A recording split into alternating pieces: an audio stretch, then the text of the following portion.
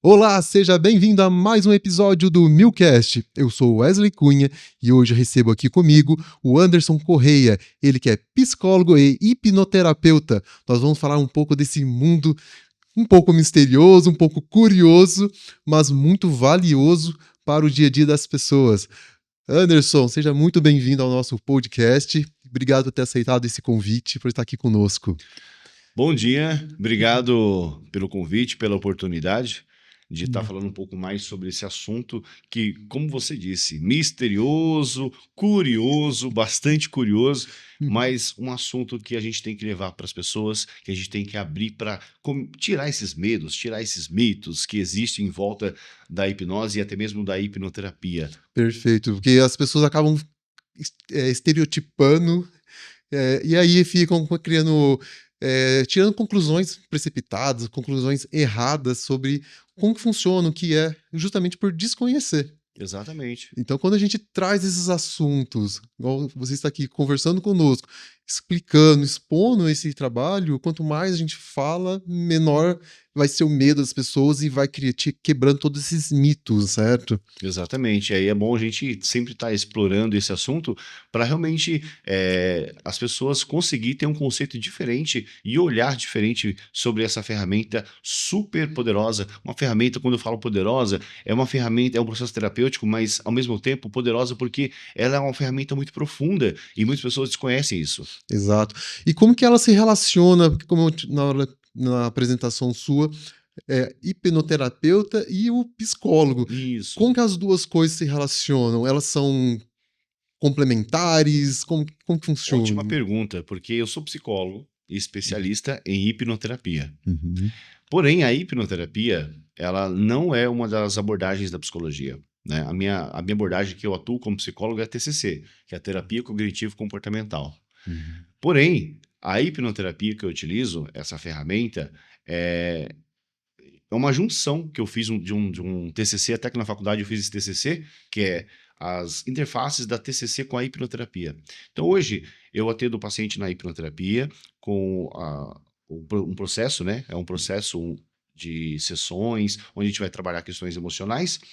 Depois de todo o processo da hipnoterapia, trabalhou o passado, trabalhou questões emocionais, aí eu vou conduzir o paciente para o TCC para Hum. continuar a terapia dele, mas com uma abordagem diferente, que é a terapia cognitivo-comportamental, que vai ser aquela terapia recorrente, questões do dia a dia, o presente, trabalhar os pensamentos, porque a vida continua, né? A gente trabalha a Uhum. hipnoterapia, a pessoa sai do processo, no final, na última sessão, muito bem.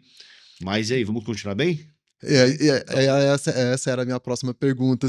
Então, vamos colocar grosso modo, a hipnoterapia é um quebra-gelo. Isso, Então, assim, é um quebra-gelo, funcionou. ok. A gente conseguiu já dar um primeiro passo, Uhum. um resultado rápido, mas aí já com a psicologia, com o TCC, é um resultado duradouro. Isso, a gente Mantém. vai uma manutenção, né? Porque Exato. a hipnoterapia, o paciente chega lá, Wesley, e muitos pacientes procuram a hipnoterapia porque problemas emocionais relacionados à ansiedade, depressão, e muitas vezes isso tem uma raiz ali. Uhum. E a raiz aonde? No passado. Um passado mal resolvido, um passado com traumas, com feridas emocionais. Porque hoje, quem é Wesley hoje? É um Uhum. reflexo e consequências de todo o passado que você trouxe. Todo mundo tem a bagagem emocional. Seja um passado conhecido ou que tá lá, Conhecido ou não, que né? tá Tem lá coisas bem. inconscientes, sim, Uhum. ocultos, mas a grande maioria é consciente. Só Hum. que tudo que a pessoa traz na bagagem emocional vai refletir no presente, vai trazer consequências emocionais e pode desenvolver, sim, depressão, problemas de ansiedade com um passado mal resolvido. Uhum. Dependência emocional, medo, ou criar uma fobia para alguma coisa, uma situação de impacto que ela teve, vai trazer fobia depois para ela no presente, né? Entendi. E a hipnoterapia vai buscar a origem emocional. Não vamos trabalhar a ansiedade. O Wesley está com ansiedade. Nós vamos trabalhar a ansiedade agora. Tudo Uhum. bem, ansiedade, o Wesley está com ansiedade, está atrapalhando, está tendo crises. O problema é o que está por trás da ansiedade. Tem coisas mais Entendi. profundas por trás da ansiedade que talvez nem você saiba. Olha. E aí vamos investigar através da hipnoterapia e tratar essas questões lá na origem. Trabalhou todo o passado, o paciente está se sentindo bem, teve uma uma evolução muito grande, uma melhora, assim, extraordinária. Hoje, há 10 anos trabalhando com isso, né? Ainda, em muitos casos, me admira muito, sabe? Eu fico feliz com meus pacientes, com o resultado, mas ainda assim, com 10 anos, né, na profissão, mas me sentindo, assim, muito honrado de ter participado daquele momento na vida do paciente. Mas depois, o paciente está bem, aí eu falo para ele assim, vamos continuar bem? Exato, porque uma coisa você resolveu agora, né? Mas depois é como que eu vou manter? Porque ele resolveu, se esclareceu, mas como que eu vou fazer isso, né, se perpetuar? E aí é manutenção, né? Porque manutenção. você vai na academia, faz academia 30 dias, Wesley. Vai lá, 30 dias. Ficou bem. Ficou legal. Abandona. Aí vai Passou 5 dias. procrastinação, vai engordar de novo, obesidade, sabe? Mas por quê? Deixou de cuidar. E por que se a gente tem que cuidar da nosso corpo constantemente, na academia, fazer preparo, caminhada, alimentação, e a mente não tem que ser constante? A mente também tem que ser constante. A nossa saúde mental tem que ser trabalhada constantemente. Então, aí a gente continua num processo terapêutico de manutenção, de conduzir o paciente para o dia a dia dele, porque a vida continua. Vai ter altos e baixos. Vai ter momentos bons, vai ter momentos ruins, momentos talvez muito ruins, momentos ok, é a vida, né? Altos e baixos. Altos e baixos. Mas aí quando você faz terapia, quando você chega no baixo, você tem um freio de mão. Você não vai tão no fundo do poço. Você consegue puxar um freio de mão se você tem terapia. Se você faz terapia, tem um seu terapeuta ali, que você tem um vínculo e vai trabalhando essa questão.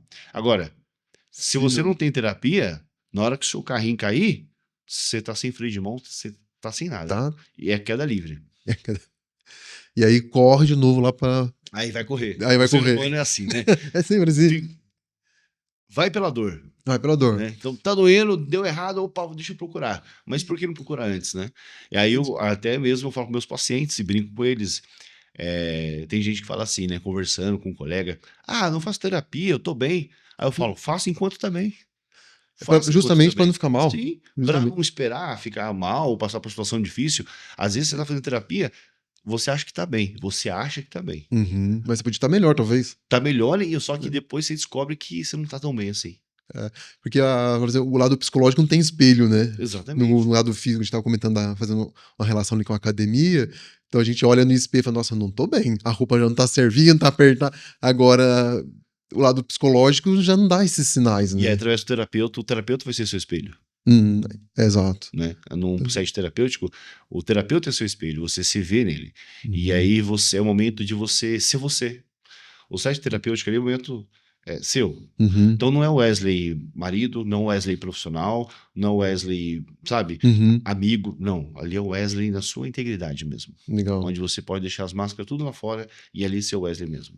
Perfeito. Então, é o momento que realmente todo mundo precisa de uma terapia. E a gente comentou logo no começo, falando que existem alguns mitos, alguns medos, né, da hipnose. Então, assim, como que a pessoa chega lá chega até você, né? Como assim, no sentido de, não é que ela chega mal psicologicamente, mas assim, em que momento ela perde esse medo desse mito e vai lá e fala, não, isso aqui vai resolver. Vou contar algo de bastidor, viu? Ó, vocês não sabem, mas vou contar. Antes de começar, o Wesley estava morrendo de medo de ser hipnotizado. Tava mesmo. Ele ficou nervoso, eu falei, você vai me hipnotizar? Eu falei, se você quiser, não, melhor não. Não, você ainda pegou o celular. Acho que seria legal. Falei, pera aí, hipnose. Só pra gravar o story, falei, Wesley, vamos? Ele falou, não, o quê? Vamos não, quê? Não. Vamos o quê? Mas porque existe justamente esse... E aí, mostrando que como o Wesley estava receoso, né? Ele tem esse medo, essa trava de não quero fazer hipnose. Vai que você descobre segredos, né, das contas bancárias, então, né, milhões. Ele falou, segredos, né? Eu falei pra ele, vai que eu vou descobrir os milhões que tem na conta, né? Segredos de investimentos milionários. Milionários, sonegação de imposto também. Não! Mas o problema, Wesley, é que todo mundo tem esse receio. Uhum. Criou-se algo muito místico em volta da hipnose, muitos mitos. Na internet tem muitas coisas que são totalmente infundadas em verdades, né? Fake news que as pessoas falam sobre a hipnoterapia. E aí começou a se propagar isso. E aí por isso que eu sempre faço questão de estar no Instagram falando, de estar nos podcasts, nos programas de televisão, realmente para desmistificar tudo isso. Uhum. Então, tem esse medo. E os pacientes chegam lá, a primeira vez que entra na minha frente, morrendo de medo, né? Eu acho que os pacientes, quando agendam comigo e vai até a primeira consulta de análise que a gente faz, a primeira consulta, eu acho que na cabeça dele, ele deve imaginar que vai abrir a porta, vai ver eu mexendo um caldeirão com um chapéu de bruxo, né? Luzes apagadas, Luzes velas. apagadas, velas e uma risadinha de fundo lá, do Chaves. Do Chaves. Sabe? Imagino que sim. E não tem nada disso, é um processo terapêutico, não tem nada sobrenatural, não tem nada além, não tem nada, sabe, extraordinário, vai levitar, sabe, nada. Não tem nada disso? Nada disso. E as Poxa. pessoas às vezes perguntam, se tem a ver com o capeta? E muitas pessoas religiosas não vai por medo. Eu acho que tem coisa macabra. É coisa macabra, Né? é do demônio. Então não é isso. E aí as pessoas perguntam, teve até uma pessoa, um paciente, ele é evangélico, né? Uhum. Então ele foi, mas com muito medo. E eu senti esse medo dele. Aí eu fui deixar ele mais tranquilo, conversando com ele. Aí ele falou assim, Anderson, posso fazer uma pergunta? Eu falei, pode. Ele falou assim, teve um período de perder a alma? Aí eu falei pra ele, não, fique tranquilo, sua alma vai ficar quietinha dentro de você, sua alma não vai sair de você, tá bom? Você falou pra ele, tem um armário aqui cheio de almas. Então, você tá vendo? Mas assim, ele poderia se travar e não procurar um tratamento que ajudou muito ele. Uhum. Foi um processo fantástico desse paciente. E no final a gente deu risada junto. Mas ele poderia travar, falar, não, eu tenho medo de perder minha alma, por questões religiosas dele, tá tudo bem, cada um tem a sua. Mas ele poderia se travar nisso e não procurar o tratamento. Eu fico imaginando na batalha que ele travou até chegar, às vezes, batalha interna. Muitos desistem dessa batalha. Exato. Né? Então, nessa batalha dele, dele, às vezes, com a família. Com a igreja. Com a igreja, que às vezes a igreja ali não aceita, tem né? uma pessoa ali que é o líder religioso dele, fala, não, isso não é de Deus, isso não é da igreja, isso é algo satânico. E não vai. E não vai, é algo que às vezes a gente não vou dizer que vai substituir o lado religioso dele, mas é algo complementar, né? Como você disse, exatamente. a hipnoterapia complementa a psicologia. Então, assim, a hipnose vai complementar vai ajudá-lo. o lado religioso. E eu falo muito assim, né, com os pacientes. Eu sou católico, sou cristão, acredito na Bíblia, em Deus. E eu falo muito para os pacientes. Acima de tudo, a primeira coisa que você vai submeter um processo de... Qualquer processo, hipnoterapia ou outro processo. Primeira coisa, tenha fé. Você precisa acreditar em algo. Você não pode ser sozinho no universo. Então, assim, eu acredito em Deus, mas se você acredita no universo, ok. Você acredita em energias, ok. A sua fé. Mas tenha a sua fé. A espiritualidade é muito importante, a base do ser humano. Espiritualidade, não estou falando de religião. Estou falando de espiritualidade. E isso é muito importante na cura do paciente. E lá eu falo muito que é autocura. Por quê? Eu não curo ninguém. Né? Não existe isso. Vou curar. Não existe isso. Sabe? É um profissional que está ali te conduzindo uma jornada de transformação da sua própria vida. Então, quem vai fazer é o paciente. Então, por isso que eu falo que é autocura. Através de um profissional, através de um processo, através de um direcionamento de ferramentas, o paciente vai fazer. Ele vai fazer. Então, é autocura.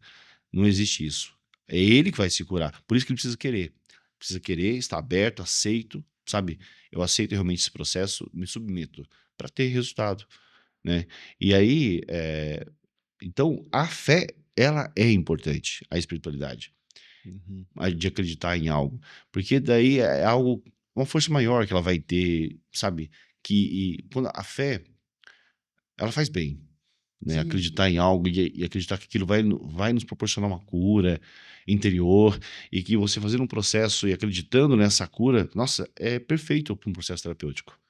E teve, dentro desses 10 anos, teve algum caso que despontou, assim, que te surpreendeu? Tem vários, Wesley, tem vários. Mas, assim, tem um caso que eu sempre conto, de uma paciente que ela agendou, e aí chegou uma hora antes, ela mandou mensagem para minha assistente, falando assim, não vou, tô tendo crise de ansiedade, eu não vou. Ok. Aí reagendou. Chegou no dia agendado, meia hora antes, não vou de novo, não consigo sair de casa, tô com crise de ansiedade, tô indo pro hospital. Não foi. Terceira vez de novo, crise de ansiedade, não vou. e ficou reagendando. Na quarta vez ela foi. Mas olha só, tanto que ela lutou pra ir. E ela foi. E aí a gente... e ela também muito religiosa, né? Evangélica. E a gente conversou, foi conduzindo ela. Ela tinha até experiências ruins em outros processos que ela fez. Deixei ela muito à vontade, a gente criou esse vínculo, essa abertura, a gente fez o processo com ela. E assim, muitas dores emocionais, e ela teve um resultado extraordinário, assim, sabe? No final do processo, não estava tendo mais crise de ansiedade, estava saindo normalmente com o marido dela, com os filhos, sabe? E é isso, é sobre isso. A pessoa entender que ela pode ter uma vida leve, que apesar de tudo, ela pode ter um olhar diferente para a sua própria vida. Que apesar de tudo, ela pode ser muito mais do que ela pensa. Oi, que legal. E aí ela teve excelentes resultados. E aí, perto do Natal, ela entrou em contato com a minha assistente e falou assim: onde que o Anderson mora? Não fala pra ele, não. Aí ela passou meu endereço. No dia 24, ela bateu na minha casa. Eu olhei assim e falei: nossa, o que aconteceu? Fazendo terapia na véspera do Natal. Na véspera do Natal. Aí eu desci lá e falei com ela. Ela falou assim: olha, eu não poderia deixar de vir aqui, te dar um abraço e uma lembrança e dizer pra você que o meu Natal vai ser diferente de todos os outros. Olha que legal. Aí ela fez uma caneca com umas frases que eu falei pra ela lá, que ficou marcado. Quando eu for pintar um retrato que representa a vida dela hoje, entregou pra mim, mandou pintar assim. E é isso. Então não foi nem lembrança, mas, sabe, Acho que a vida dela ali. A diferença que você fez na vida dela. A diferença. E ela falou: meu Natal vai ser diferente. E, como todos os outros. Sempre foi ruim, triste. Chegava perto do Natal, não gostava, problemas familiares que ela tinha. E ela falou: vai ser diferente. Olha que bacana. Então tem muitos casos assim que é muito, muito legal. E sim, você vê que realmente o paciente está entregue ali. E é isso que faz a diferença. Ele está entregue. Ele está participando afinco do processo dele.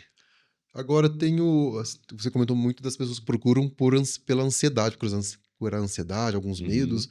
E tem alguém que procura pensando na carreira profissional, fala: eu já não tenho medo de falar em público, mas eu quero falar melhor em público. Tem. A gente fala muito de ansiedade, de depressão.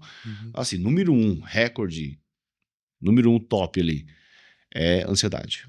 Né? Nós somos um dos países mais ansiosos do mundo, né? Depois depressão. E aí tem questões, por exemplo, disfunção sexual, vem de uma ansiedade, né? Muitas vezes ele faz todos os exames, tá tudo ok, biologicamente, mas é ansiedade, porque tudo é na mente. A mente controla todo o corpo, né? Sim.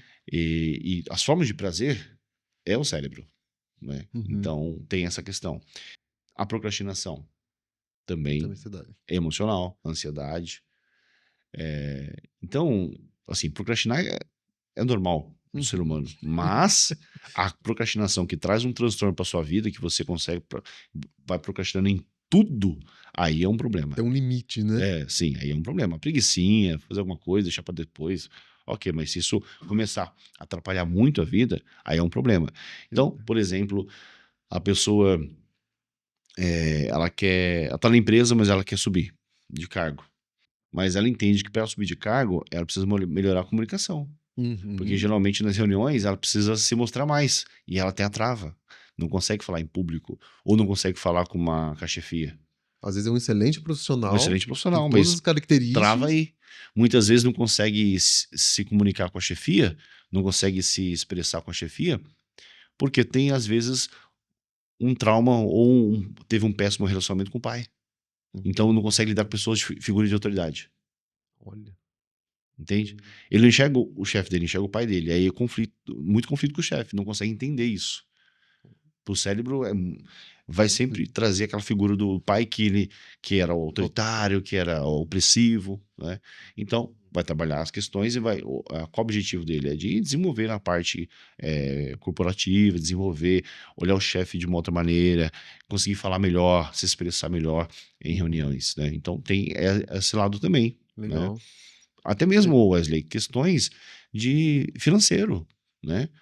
Hoje em dia, muitas pessoas que procuram a hipnoterapia também, ela fala: olha, tudo que eu faço não dá certo e eu não entendo por quê. Eu tô rodando e eu tô sempre sem dinheiro, tô sempre, sabe, Sofrendo ali, não consigo. Passa anos Não consigo sair do lugar, não consigo desenvolver. E aí, claro, tem toda a parte cognitiva da pessoa, né? De estudar, de se desenvolver, de se aperfeiçoar, mas tem as crenças também. Tem o que na criança essa pessoa aprendeu sobre dinheiro. Qual foi a relação dessa criança com o pai, com a mãe e com o dinheiro, né? Como é que foi? Viveu na escassez? Viveu na abundância? A relação que ela via do pai e o dinheiro, provedor em casa. Tudo isso está instalando crenças na criança que vai crescer e lá na frente vai refletir, como eu te falei. O Wesley hoje é o reflexo de tudo que vivenciou. E qual foi o reflexo financeiro? O pai ensinou para essa criança o valor do dinheiro, que ele vai ser rico, que ele pode ser rico, e que ele pode ser rico e não precisa ser corrupto, e que ele pode ser rico e não precisa ser sujo. Que o dinheiro é sujo, né? Ou que o dinheiro é sujo, ou que todo mundo que tem rico é corrupto, enfim. Então, como que foi tudo isso? Tem um paciente que eu atendi, que ele não prosperava, que ele não conseguia crescer, porque ele tinha na mente dele que ele não podia ser mais que o pai dele. Olha só. E o pai dele falava para ele, você nunca vai ser mais que o seu pai. O pai dele falava para ele, eu sou autoridade máxima. Você nunca vai ser melhor que seu pai, você não pode ser melhor que seu pai. E aí, ele ficava sempre naquela vidinha medíocre, a gente fala medíocre, que é o mediano, Porque né? Ele tinha um teto, né? O limite dele. É. E por quê? Inconscientemente, ele achava que ele não podia ser mais que o pai dele.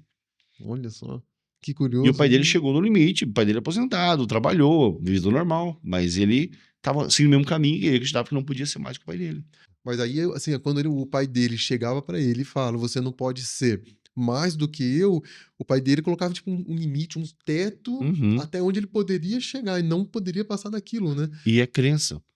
E aí você tratou essa A gente pessoa. trabalhou todas essas questões com ele. E aí, então é crenças. Teve um outro paciente que todo o dinheiro que ele ganhava, ele falou assim, o dinheiro você dá tudo para sua mãe, para ajudar na casa. Então ele começou a vender geladinho, 10, 11 anos de idade. Ele chegava, o dinheiro todo era para a mãe dele, ele tinha direito a tomar uma coca. Nossa. Ele tava o dia inteiro. Aí ele foi crescendo, dinheiro pra sua mãe. E aí, com 16 anos, ele saiu de casa pra namorar com a menina aí e morar junto. 16, 17 anos, tava trabalhando já. Por quê? Ele queria o dinheiro pra ele. Ele foi morar junto, porque o pai dele falava assim, ó, você só vai ter seu dinheiro quando você tiver sua casa, sua família. Aí o dinheiro é seu. Nossa. Aí, 16, 17 anos, ele foi morar junto com a menina pra ter o dinheiro dele. E como que a hipnoterapia trabalha dentro desses medos ali? Então, tudo buscando a causa. Realmente foi questões que aconteceu lá na infância. Então, ele vai precisar ressignificar isso com quem? Com ele mesmo, mais com o pai. Vai precisar ressignificar isso com o pai, as dores que ele carrega e ter uma nova percepção de que aquilo não é mais absoluta verdade para ele. Que aquilo levou ele até hoje como crença, mas que pode ser ressignificado, ele entender isso de uma forma diferente e isso ser o libertador para ele. Ah, isso é legal, porque é você dar um novo significado novo para significado, aquilo, que aquilo não é, ou não é mais uma verdade, ou aquilo não é aquilo que ele entendeu. Que ele entendia, porque até o momento era verdade para ele. Exato. Mas depois, de um processo, ele consegue ter um entendimento diferente disso. Até porque às vezes a gente fica preso numa crença lá atrás, porque quando aquilo aconteceu, nós tínhamos um nível de entendimento, um nível de consciência. Como eu falo assim, às vezes você está trazendo alguma coisa lá da sua infância. Então, assim, quando você é novo, você tem poucas experiências e aquilo tem um significado para você. Só que às vezes você não conseguiu, você amadureceu, mas aquela situação você não conseguiu amadurecer aquilo. Exatamente. E aí você não entende que aquilo está te fazendo mal, e aí você não consegue fazer uma relação daquilo que aconteceu com o que está acontecendo agora. É porque todo mundo tem a criança interior. Uhum. Entende? E para aquela criança, ela não conseguiu entender aquilo. Ou ela entendeu como um trauma aquilo. Uhum. E aquela criança traumatizada está dentro de você, até hoje. Então, é o adulto, mas com a criança lá dentro. Dolorida lá dentro. E aí é você pegar o seu adulto de hoje e curar a criança e explicar para ela, não é bem o que aconteceu, não é bem assim.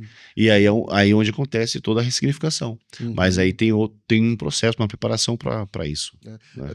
nesse caso, por exemplo, vou voltar ali no caso do pai, né? Ele falou assim, você não pode ser mais do que eu, né? O pai falando, você não vai ser mais do que eu. É como você fala pra uma criança hoje, você não pode subir na escada porque você vai cair.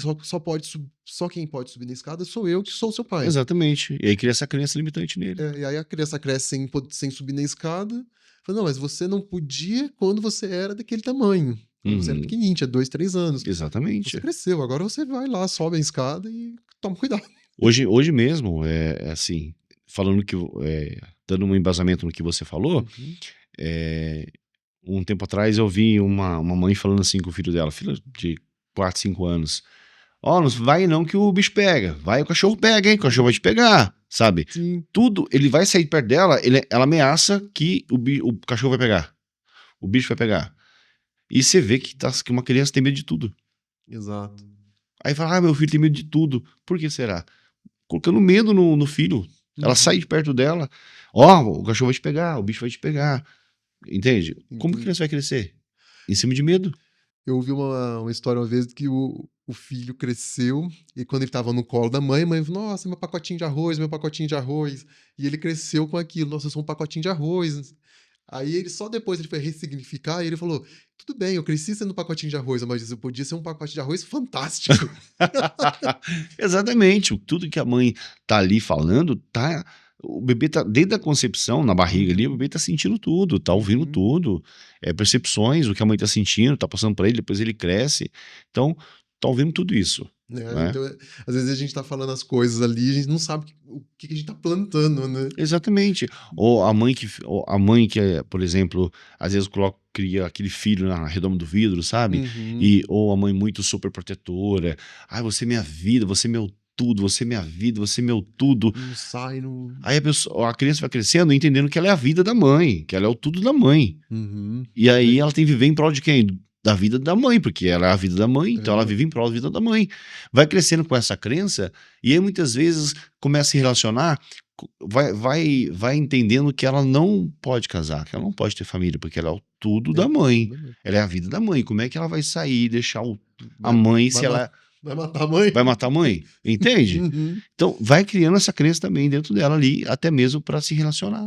Legal. Você comentou que eu tava com medo de ser hipnotizado no começo, mas acho que cada um chega, acho que muitas pessoas já falaram pra você, eu tinha medo de ser hipnotizado por causa disso, ou por causa daquilo, a gente até brincou, vai descobrir os segredos de conta bancária, né? Mas quais são assim, os principais medos que as pessoas chegam lá antes de conhecer o processo da hipnose? Olha, Wesley, o ser humano tem medo de perder o controle.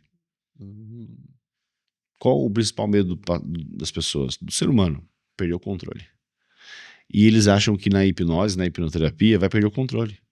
O controle vai estar na mão de outro. Então, esse é o grande medo. Eu vou estar na mão de outra pessoa. Então, eu vou perder o controle de mim, do meu pensamento. Então, esse é o grande medo. E não é. Não é perder o controle. Você vai estar no controle a todo momento. Você vai ter um profissional conduzindo. Mas por isso que eu falo, quem vai fazer é o paciente. Então, esse é o medo de perder o controle. As pessoas acham, mas eu vou ficar inconsciente. Não vai ficar inconsciente. Eu vou dormir? Não vai dormir. Entende? São perguntas que as pessoas, mas eu vou lembrar? Vai lembrar. Tem pessoas que falam assim, eu posso gravar? Então, eu não recomendo. Olha, não é bom gravar a sessão, né? Mas, se o paciente fizer questão, ok, a gente vai conversar, vai assinar uma autorização, um termo, mas não precisa, porque vai lembrar. Vou lembrar de tudo que aconteceu, né? Então, é o medo de perder o controle. Por que uma pessoa, quando está com muita ansiedade, crise de ansiedade, ela fica desesperada, tem ataque de pânico, acha que vai morrer? Ela perdeu o controle. Então, o cérebro não está entendendo o que está acontecendo, muita ansiedade, muita descarga de adrenalina, descarga de ansiedade, o coração pulsando, os sintomas do corpo, ela não sabe por que está acontecendo isso com ela, então ela vai morrer, ela perdeu o controle. Olha. Então, quando ela tá na hipnose, assim, eu até perguntei nos bastidores, né? É tipo um sentimento de sonho. Não é sonho porque não dorme, né? Mas é assim, é um relaxamento muito profundo. E, como eu falei, a pessoa parece que fica stand-by. Stand-by é o aparelho, né? Ele tá ligado, mas não tá ligado, mas tá ligado, né? Ele tá ali. Quer dizer, ele tá na energia, mas ele não tá ativo. Ele não tá em vigília. Acho que Mas seria aí o a nome. qualquer momento a pessoa consegue ela sair e fala, não, já chega, cansei. Consegue. Mas Assim, o profissional a gente vai conduzir pra voltar, pra né? ficar. É, a gente fala voltar, a pessoa já pensa, vai pra onde? Né? Não vai pra lugar nenhum. Quando a gente fala A voltar, alma vai sair do a corpo. alma vai ficar lá. Quando fala em voltar, é voltar do transe hipnótico, voltar do relaxamento, voltar da sessão, né? Que a gente fez ali. E aí a gente conduz pra pessoa voltar. Mas, se, por exemplo, coloco você em hipnose aqui e eu vou embora, deixo você aí, aos poucos vai voltando. Vai Né? Você despertando, né? pode entrar você pode dormir, Uhum. entrar no sono profundo e tirar um cochilo e volta depois, ou ao pouco você vai voltando lentamente. Eu não tenho aquilo igual do Chapolin lá que faz a hipnose e vai embora. É, não existe. Até muitos mitos, até mesmo filme, né, que sai com muita ficção e não tem nada disso. Acho que um pouco assim da ficção, como comentou dos filmes, eles acabam criando esses estereótipos, né? E aí as pessoas falam, não vou lá, porque os shows de televisão Sim, não, vão até criando. tem hoje em dia mesmo show com hipnose, né? Uhum. São José tem vários. E isso acontece mesmo. É uma hipnose para fins de entretenimento. Não é o... São É, coisas distintas, né? e é verdade. As pessoas acham que é combinado, não é combinado, gente. Acontece, mas usado para fim de entretenimento. E eu utilizo ela também nas minhas palestras. Eu estou dando palestra, eu vou explicar sobre a hipnose, quem que passar pela experiência. E aí eu vou lá, aplico a hipnose na frente ali, a pessoa, ela se dispôs a passar pela experiência, ela quer, ela está aberta. Uhum. E isso faz toda a diferença, de querer, estar aberto. Ninguém, jamais vou hipnotizar alguém, ou Wesley, que não quer, ou que está com medo. Uhum. Por quê? O seu sistema de segurança já travou já. Você está com medo. Dificulta, né? Dificulta aí. E eu nem falo, não, se você está com medo, eu nem tento. Então nem Não vou todo fazer mundo, nada. nem todo mundo é hipnotizável.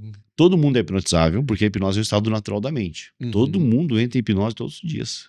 Porque a hipnose é o estado natural da mente. Se o estado natural acontece naturalmente. Porém, precisa querer, estar aberto, se permitir ao processo. Para que outra pessoa te Conduza conduza, a um né? processo de hipnoterapia. Então, eu consigo, como diz a frase lá do Matrix, consigo te mostrar a porta, mas não posso forçar Exatamente. você a atravessar. Você vai abrir, eu vou abrir a porta e vou mostrar o caminho, você que vai fazer. Uhum. Né? Então, assim, não tem nada obrigado, né, Wesley? Até mesmo nas sessões que eu vou fazer com o paciente, cada sessão a gente trabalha uma técnica diferente. E eu falo, olha, hoje a gente vai trabalhar isso, mas entenda, você não é obrigado. Você tem que sentir esse desejo, né? E a gente vai trabalhando de acordo com o paciente. Então não tem nada obrigado. Tá aqui, o caminho é esse, vamos junto? Vamos. O paciente, não quero, então às vezes tem gente que fala assim, eu duvido você me hipnotizar. Eu falo, também duvido. Você já travou, já não quer, acabou. Acho que eu não vou. Acho que esse não vai dar. Não adianta. Se você falar assim, eu duvido, o seu subconsciente já se travou. Já não adianta. Vai dificultando, né? Não, e assim, não existe você vai entrar na minha mente, não existe isso. As pessoas acham que o profissional vai entrar na mente. Não. Tem pessoa que fala assim, entra aqui, desliga tudo, apaga tudo. Dá um sabe? reset. Dá um reset, pensando que é um sistema, que é um computador. E não é bem assim. Não é simples, não é fácil, mas é possível. Através de um método, de um processo. Mas daria para apagar uma parte específica? Não apaga. Apagar é amnésia, é doença. Aí você esquece. Não esquece, não apaga. Uhum. Tem uma nova percepção daquilo que aconteceu, o ressignificar. Né? E aí, quando a pessoa tá ali em transe, você pode perguntar para ela, aproveita que você já tá aí, qual que é a senha do banco? Assim, ela vai saber. Mas a pessoa hipnotizada, ela não vai falar algo que ela não gostaria de falar consciente. Então existe essa trava. Tá vendo que não tem poder? Não tem poder sobre a pessoa. Não existe o poder ou entrar na mente. A pessoa, vai entrar na minha mente. Não vai entrar na mente de ninguém. Por isso precisa a pessoa querer se permitir. Senão nada acontece. Wesley, nosso subconsciente tem a faculdade de crítica que protege ele. É como se fosse um escudo, sabe? Faculdade de crítica. Por quê? Duro, né? Para não ser acessado facilmente, para não receber uma sugestão. Nós somos altamente sugestionável, mas essa faculdade de crítica ela bloqueia. E existe um limite para essa altamente sugestionável. Sim, porque às vezes a gente muda algumas percepções só de ver filme. O filme é hipnose. Ele vai. E acessou o subconsciente. E você mudou uma percepção sua de um filme que você viu. Então, por exemplo, esse podcast nosso, falando sobre hipnoterapia, nós estamos. Se a pessoa começar a concentrar tanto olhando aqui e vendo a gente falar, aí ela pode entrar em hipnose. Então, tipo, em um transe. Mais leve. Mais leve. Mas, ok. Seria mais ou menos quando a pessoa está ali executando uma atividade e daqui a pouco ela se desliga de tudo que está acontecendo ao redor, que muitos chamam de hiperfoco. Então, seria uma espécie de... A hipnose, ela é natural. Como eu te falei, é um processo natural da mente, tá? É um estado alterado de consciência, mas um estado natural da mente. E esse estado natural da mente, se é natural, acontece naturalmente. Então, você entra em hipnose todos os dias. Eu entro em hipnose todos os dias. E o que precisa para acontecer hipnose? Foco, concentração e imaginação. Juntou os três, acontece. Automaticamente. Por isso que um filme você entra em hipnose. Você está focado? Está concentrado? Você está imaginando a história na sua mente? Pronto, entrou em hipnose. Você fica 1h30 ali, você não vê o tempo passar. Você fica 2 horas ali, quando você vê, fala, caramba, já tá noite, nossa, já é de madrugada, preciso dormir. Já acabou. Já acabou. Por quê? Você estava em hipnose. E durante o filme, a hipnose, através da hipnose, você foi acessando todas as suas emoções. Você deu risada, você chorou, deu vontade de chorar, você ficou triste, você deu um susto. Todas as suas emoções no subconsciente foram acionadas através da hipnose. Então a gente pode pegar... Porque o filme exige um pouco mais da gente, porque eu preciso sentar, eu vou dedicar um tempo para assistir o filme. Então, assim...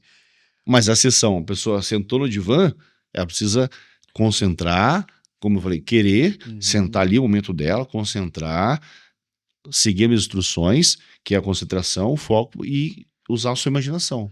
Aí, nesse momento do filme, outro exemplo, quando você está saindo da sua casa para pregar, vamos colocar que você pegou o carro e está vindo para o estúdio.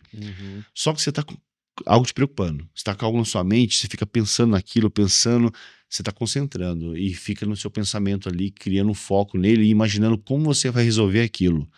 Você entrou em hipnose. Aí, nesse momento, você entra no piloto automático. Você entra no seu carro, você dirige até o estúdio, você nem viu como chegou. Você não viu se estava chovendo, você não viu um amigo da esquina que assinou para você, você não viu se passou o sinal amarelo, você não viu o carro de polícia que passou do seu lado, você só veio. Você estava em hipnose. Olha só. Mas você usou sua imaginação e começou a imaginar como você ia resolver aquilo, ficou pensativo, focando no seu pensamento, e quando você está em hipnose, seu cérebro anula tudo que está em volta. Você não vê mais nada, está anulado, porque você está com hiperfoco ali, naquele momento. Então você não vê. Você não vê, por isso que no filme você não vê o tempo passar, no filme você não vê o celular tocar, no filme você não vê o cachorro latir, você não vê o barulho do portão, você tá focado no filme. E aí é que o filme, eu fui lá, sentei e falei, eu vou assistir o filme. Mas tem casos que eu imagino que seja pior, são as redes sociais. Porque aí você não é, vou dedicar 1 hora ou 2 horas para assistir um filme, eu vou pegar o celular, deixa eu dar uma olhada aqui na minha rede social. Mas se algo chamou atenção, prendeu atenção ali, aí fixou ali, e começou a usar a imaginação, entrou em hipnose e vai horas ali passando reels ali, né? E como a rede social ela é infinita, né, entre aspas, infinita, você não cessa essa sua hipnose, diferente de um filme que daqui a pouco acaba a história. Exatamente. E aí é por isso que muitas pessoas às vezes passam 1, 2 horas só passando o dedinho pra cima ali. Só passando o dedinho pra cima. E a gente vê alguns dados, eu não lembro exatamente os números, mas o Brasil é um dos que mais fica horas preso na rede social, hipnotizado. Hipnotizado e a recompensa do prazer, né? O prazer é imediato, né? Imediato ali. E aí, eu vejo procurar terapia e fica na rede social. Exatamente. A rede social vai trazer a rede social traz muita ansiedade. Né? A tecnologia nos traz muita ansiedade. Hoje em dia você pode ouvir um áudio numa velocidade 2. A pessoa falando, sabe? Poxa, mas até mesmo eu brinco muito, eu falo com minha esposa, né? Brinco com ela. Tira essa velocidade 2, né? Trabalho com vendas, então direto. Eu ouço normal. Meu paciente às vezes manda podcast, a gente brinca, né? Podcast, mano. Eu ouço normal. Por quê? Nós estamos nos permitindo que a tecnologia nos impute mais ansiedade. A gente tá entrando nessa onda dela. E é sempre assim, é pra ontem, as coisas rápido, velocidade 2, o curso que você vai ver, velocidade 2. também. E aí você vicia seu cérebro nessa velocidade de ansiedade, vai chegar um momento em que eu vou com você no barzinho pra gente conversar, eu não vou conseguir ouvir você à velocidade normal. Eu vou ficar pensando assim, onde que é o 2? Onde que é o 2 no Wesley? Onde que é os 2? Nossa, mas fala muito 2, devagar. 3. E eu vou ficar assim, mas fala muito devagar. Eu não tô prestando atenção em você, eu não tô presente pra você. Eu tô pensando como que eu acelero sua voz. E aí eu não consigo ficar, Wesley, eu vou embora, eu vou ter que sair. Por quê? Porque eu não consigo mais ter isso. Esse momento de sentar e conversar e ouvir a pessoa, estar presente para as pessoas. Não vou conseguir mais. E aí, num áudio acelerado, eu também eu vou perder a essência da voz do Wesley. De, Eu, de estar presente. estar né? presente. Uhum. E aí eu acelero o seu áudio. Eu não vou saber se você tá bem, pelo seu áudio eu consigo entender se você tá feliz, se você tá meio triste, tá meio para baixo, no seu áudio. E aí eu acelero, eu perco tudo isso aí. O meu paciente, às vezes o paciente tá chorando no áudio. Uhum. E eu preciso de ouvir esse choro dele. Até para se conectar Sim. e conseguir direcionar. A pausa que ele dá, o respiro que ele faz. A minha primeira formação foi como jornalista. Eu tenho bastante especialidade em comunicação oratória. Uhum. E isso faz toda a diferença. O jeito que ele fala, o pausado, o que ele falou, como ele falou, eu já consigo trabalhar isso na minha mente de como eu vou dar uma devolutiva ali no áudio para ele. Aí você coloca no 2, No 2, perdeu tudo. Todas essas nuances. Perdeu tudo. E aí você depois vai acostumando nesse 2, você fica impaciente. Você deixou a tecnologia trazer mais ansiedade para você ainda. E aquela ansiedade vai ficando cada vez mais forte e aí você não consegue falar com as pessoas na velocidade normal. Você não consegue. O Anderson, eu queria saber como que funciona a sessão de hipnoterapia. A pessoa chega ali, você já falou que não tem caldeirão, não tem nada, só escuro. Então, como que funciona ali Não tem chaves, né? Não tem chaves, não tem o gatinho no fundo. Olha só, Wesley, muitas pessoas também acham que é simples. Vou lá fazer uma sessão e pronto. Não é assim. Quando a gente fala processo, o que significa processo? Vai ter um passo a passo, vai ter uma metodologia, vai ter algo que você vai ter que se submeter e aplicar. Isso é um processo. E o primeiro passo, eu levo o paciente para o consultório para fazer uma consulta de análise. Uma consulta de análise dura 2 horas mais ou menos comigo, às vezes até mais. E é uma consulta de análise profunda. Aí vou analisar o paciente. Tudo que ele está acontecendo com ele hoje e tudo que aconteceu lá atrás. Vamos falar sobre relacionamento com o pai, com a mãe, infância, segunda infância, traumas, bloqueios, tudo. Relacionamento. Tudo que ele vem trazendo. E nessa consulta de análise o paciente já sai sentindo bem. Só de pôr pra fora. Não. Não. Só de entendendo tudo que está acontecendo com ele e tudo que aconteceu lá atrás, como aquilo impactou ele. Ele voltou a ter o controle. Lembra do controle? A pessoa fica desesperada quando não está sem controle. Ela vai lá, ela está desesperada, não sei o que está acontecendo comigo, tô sentindo isso, tô com ansiedade, eu não sei. Você começa a fazer análise dela, é como se montasse o quebra-cabeça da vida dela. Vai montando as peças. E ela começa, nossa, agora tudo faz sentido. Nossa, então por isso que eu tô sentindo isso. Nossa, tudo faz sentido. Agora as coisas estão se encaixando. Nossa, realmente é isso mesmo. Eu tô sentindo isso. Eu vivenciei isso. Nossa, como faz sentido. Sabe o quebra-cabeça? Começa a ser montado. E aí ela entende o que está acontecendo com ela e ela entende que tem um caminho, um direcionamento de um tratamento que vai ajudá-la. Ela voltou a ter o controle da vida dela. Olha. Isso faz muito bem. Isso na primeira sessão? Na consulta de análise, sem a hipnoterapia. Sem a hipnoterapia. Então, assim, a gente tem ferramentas que a gente utiliza que não é hipnoterapia, mas é uma metodologia que eu criei. Eu criei uma metodologia para mim trabalhar, uma metodologia onde não tem só hipnoterapia. A consulta de análise é uma análise bem profunda que eu faço com o paciente e não é hipnoterapia. Eu tô falando com o paciente como se eu estivesse falando com você. O paciente tá em vigília ali, tá normal, tá sentado na mesa ali, tá conversando. Não é hipnoterapia, mas com essa análise, ele começa a falar, eu vou fazendo perguntas, vou analisando, eu vou devolvendo para ele, ele vai pensando. É exatamente o quebra-cabeça, vai montando. Aí no final fala, nossa, faz muito sentido para mim, agora eu entendi tudo. O que tá acontecendo? Aí ele vai... Agora eu sei. Mas ele volta na próxima sessão, não? Volta. Muitos saem já sentindo bem e falam, nossa, eu tô sentindo bem. Fala, olha, calma, mas foi só a consulta de análise. É um processo, né? E aí, acabou a análise. Aí eu vou montar um processo para ele. Então, você fez análise comigo. Anderson, como é que vai ser meu processo? Não sei. Eu vou fazer a análise primeiro. Eu não sei o que eu vou trabalhar com o Wesley. É que você tem um leque de ferramentas, Sim, né? e não tem um protocolo certo pro Wesley, pra Maria, pro João, pro José. Uhum. Não, É cada um um. protocolo padrão, né? Sim, cada um com sua demanda. Uhum. E aí eu vou entender a Wesley, fazer toda a análise. Aí no final eu falo, Wesley, com a sua análise, eu vou personalizar um processo para você. Você vai fazer um tratamento assim, assim, assim, assado, com tantas sessões, vai durar tanto tempo, o valor é X, condições de pagamento, vai ser assim. Ok, vamos lá? Uhum. Aí foi embora, depois a gente agenda já a primeira sessão. Aí vem, primeira sessão, aí sim, sessão. Não é consulta, por isso que tem nomes diferentes, Uhum. que são nomes diferentes com objetivos diferentes. Fez a análise, ok, agora a sessão. Chegou na sessão, aí vai deitar no divã, deitou no divã, hipnoterapia, deitou no divã, seguindo as instruções, eu conduzi para um relaxamento, é hipnoterapia. Uhum. Às vezes deitou no divã, mas eu estou conduzindo uma outra ferramenta, é psicoterapia. Ah, então não é necessariamente vou lá para ser hipnotizado, vou lá para Sim, ser tratado. fazer tratamento É. é como um todo, né? Uhum. É como um todo. Por exemplo, o profissional está usando uma ferramenta, mas ele sentiu que precisa de uma outra ferramenta para poder continuar ou poder até melhorar o que ele está fazendo. Ele vai usar outra ferramenta. Uhum. E é isso que eu utilizo na minha metodologia que eu criei, né? Que é uma metodologia chamada Nova Percepção de Vida, né? Que é o NPV. E como que funciona essa metodologia? E aí, então, a nova percepção de vida, o NPV, é isso. Na consulta de análise, ela começa já a enxergar sua própria vida com um olhar diferente. Uma nova percepção de vida. Ali ela entende que tem um caminho, ela entende por que está acontecendo isso com ela, o que ela traz do passado.